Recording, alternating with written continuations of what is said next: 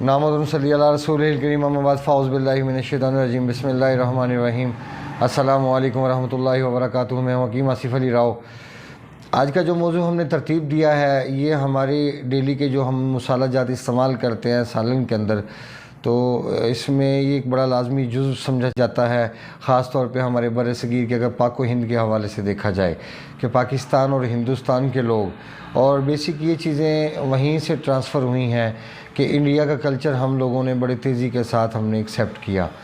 तो आज इंडिया में भी जो तनासब है सेहत का, वो ग्राफ बहुत तेज़ी के साथ नीचे गया है और पाकिस्तान के अंदर भी ग्राफ कुछ अच्छा नहीं। आज हम बात करने लगे हैं रेड चिल्ली के हवाले से, जिसको हम सुरख मिर्च कहते हैं और बड़ी रग़बत से हम उसको इस्तेमाल भी करते हैं सालन के अंदर। और 99% लोग ये समझते हैं कि अगर रेड चिल्ली का इस्तेमाल ना हो तो सालन नहीं बनता, और जब तक नाक से पानी ना टपके मज़ा नहीं आता, या ज़ुबान के ऊपर उसका चरचरेपन का इतना शिद्दत से एहसास हो कि इंसान के कानों में से भी धुआं निकले, यानी कि उसको मज़ा आने का उसका जो उसके नज़दीक फार्मूलेशन या उसका जो तरतीब दिया हुआ उसने वो यही दी हुई है कि अगर वो ये रेड चिल्ली का इस्तेमाल करेगा तो वो इंजॉय करेगा, अगर रेड चिल्ली नहीं तो इंजॉय नहीं कर सकता। तो आज हम एक तो जायज़ा लेते हैं रेड चिल्ली का कि रेड चिल्ली हमें कहाँ कहाँ फ़ायदा पहुँचा सकती है और रेड चिल्ली के नुकसानात हमें क्या क्या बर्दाश्त करना पड़ सकते हैं। इसमें कोई शक नहीं कि रेड चिल्ली अपनी जगह एक मुसल्लम हकीकत है, अल्लाह रब्बुल इज़्ज़त ने इसमें बड़े फ़ायदे रखे हैं, लेकिन हम इसको किस तरह इस्तेमाल करेंगे, किस हालत में इस्तेमाल करेंगे, क्योंकि पाकिस्तान में रहने वाले लोग 98%, 99% या यूँ भी कह सकते हैं कि 99.99% लोग रेड चिल्ली का इस्तेमाल करते हैं खुश्क करने के बाद सालन में डालते हैं, उसको एंजॉय करते हैं। लेकिन हकीकत जब हम देखते हैं, जब हम जायज़ा लेते हैं दोनों हालतों का कि अगर रेड चिल्ली हम पौधे पे तैयार हालत में हम इस्तेमाल करते हैं तो उसके अंदर क्या कुछ मौजूद है, और जब हम मिर्च को खुश्क कर लेते हैं तो उसमें क्या कुछ मौजूद है। और यहाँ पे मैं, चूँकि आप सब लोग भाई जितने दोस्त अहबाब हमारे सुनने वाले हैं, देखने वाले हैं, वो सब जायज़ा ले सकते हैं कि मैं बात गलत कह रहा हूँ या ठीक कह रहा हूँ।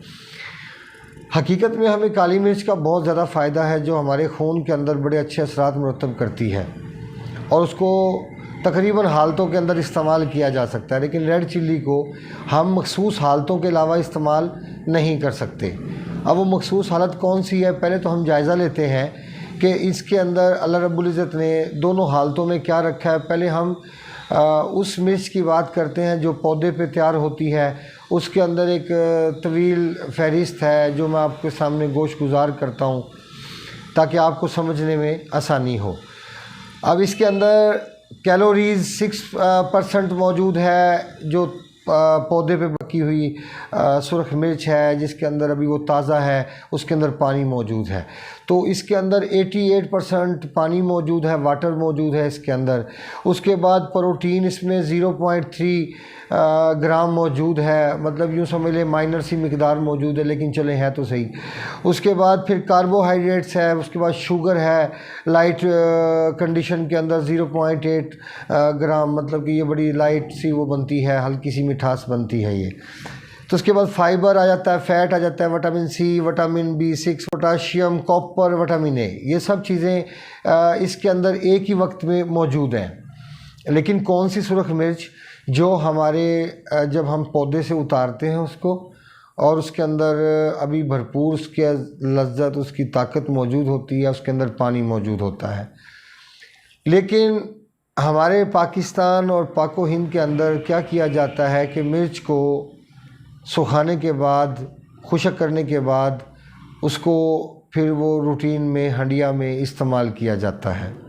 अब हम जब जायज़ा लेते हैं कि दोनों हालतों का, कि जब वो पौधे से उतरती है, जब वो अपनी पूरी ओरिजिनल हालत में मौजूद होती है, उसमें पानी मौजूद होता है, तो उसमें मैंने आपको कितनी सारी चीज़ें बताई हैं जो सब की सब उस वक़्त मौजूद होती हैं, चाहे वो माइनर क्यों ना हो।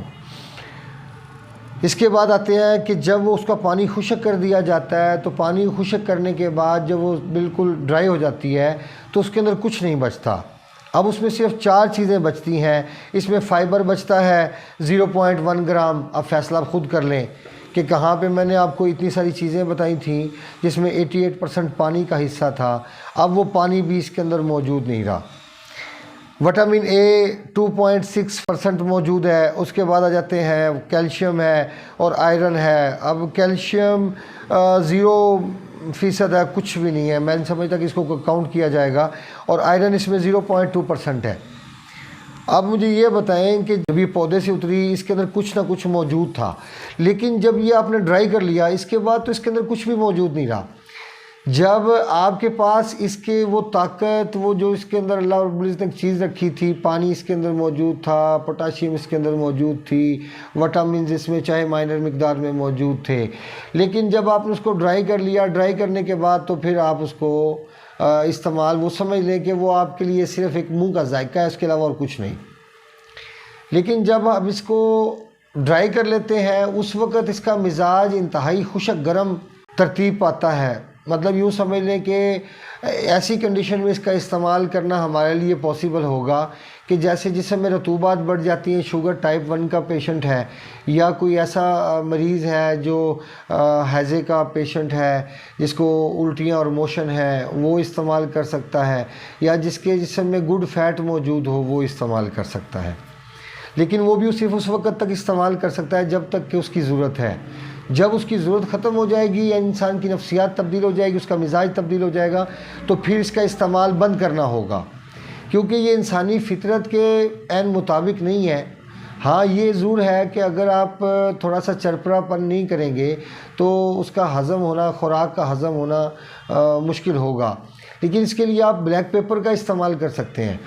اب میں نے آپ کو بتایا کہ صرف کچھ جگہیں ایسی ہیں کہ جہاں پہ آپ، جیسے ہیضے کا پیشنٹ ہے نا، اس کو اگر آپ ریڈ چلی کا کیپسول بھر کے دیں پاؤڈر کا، اور اس کو 2 کیپسول آپ ایک ٹائم میں کھلا دیں، کس چیز کے ساتھ، دار چینی کے کہوے کے ساتھ یا لونگ ڈالنے ساتھ، اس کا کہوہ تیار کر کے آپ اس کو استعمال کریں، تو آپ یقین کریں کہ آپ کو دوسری دفعہ کیپسول استعمال کرنے کے بعد شاید تیسری دفعہ استعمال کرنے کی نوبت آئے کہ 2 گھنٹے کے بعد جب اس کو رپیٹ کریں گے تو آپ کے موشن بند ہو چکے ہوں گے. یہ ایک کیفیت ہے جو آپ کے نظام کو بہتر کرنے کی صلاحیت رکھتی ہے، کیونکہ آپ جب بھی ایسی چیز کا استعمال کریں گے کہ جو آپ کی رطوبات کو خشک کرنے کا سبب بنے، کیونکہ ہیضہ انسان کی جسم میں رطوبات بڑھنے کی وجہ سے ہوتا ہے. جب رطوبات خشک ہونا شروع ہو جائیں گی تو پھر مجھے بتائیں ہیضے کی تو نام و نشان باقی نہیں بچے گا، نہ ہی الٹی رہیں گی اور نہ ہی موشن رہیں گے، دونوں طرف سے معاملہ ٹھیک ہو جائیں گے. کیونکہ سرخ مرچ کا استعمال صرف ہمیں وہیں سوٹیبل ہے ہمارے لیے جہاں ہمیں رطوبات کو خشک کرنا مقصود ہو. اگر آپ اس کو بیڈ فیٹ میں استعمال کرنا چاہتے ہیں تو آپ خام خیالی کا شکار ہیں. اگر آپ اس کو ایچ پیلوری میں استعمال کرنا چاہتے ہیں تو اب اس میں تب بھی آپ اس میں، ویسے سمجھتا کہ آپ اس کا فیصلہ درست ہوگا آپ کا. اگر ٹیومر کے اندر یا بواسیر کے اندر سرخ مرچ خارش کی صورت میں استعمال بالکل نہیں ہو سکتی. یہ تمام حالتیں ایسی ہیں جس میں سرخ مرچ کا استعمال ان مسائل کو بڑھانے کا سبب بنے گا، نہ کہ ان کو کم کرنے کا سبب بنے گا. اگر آپ آؤٹ آف کنٹری کا مشاہدہ کرتے ہیں، باہر کے علاقوں میں جاتے ہیں، تو وہاں آپ کو سرخ مرچ کا استعمال نہ ہونے کے برابر ملے گا. صرف پاکستانی لوگ ہیں جو سرخ مرچ کا استعمال کرتے ہیں، وہاں کے لوگ ایسی مرچوں کا استعمال نہیں کرتے. اور یہاں سے نہیں بلکہ آپ ایران سے شروع ہو جائیں، عراق اور ان تمام علاقوں کے اندر ایسی کوئی چیز موجود نہیں. تو میں سمجھتا ہوں کہ ہم اس سے فائدہ تبھی اٹھا سکتے ہیں جب ہمیں اس کی ضرورت ہے. لیکن افسوس سے کہنا پڑتا ہے کہ ایسے بہت کم لوگ ہیں جو ریڈ چلی کا استعمال کر سکتے ہیں، لیکن پھر بھی وہ استعمال کرنا چاہتے ہیں تو ان کی مرضی ہے.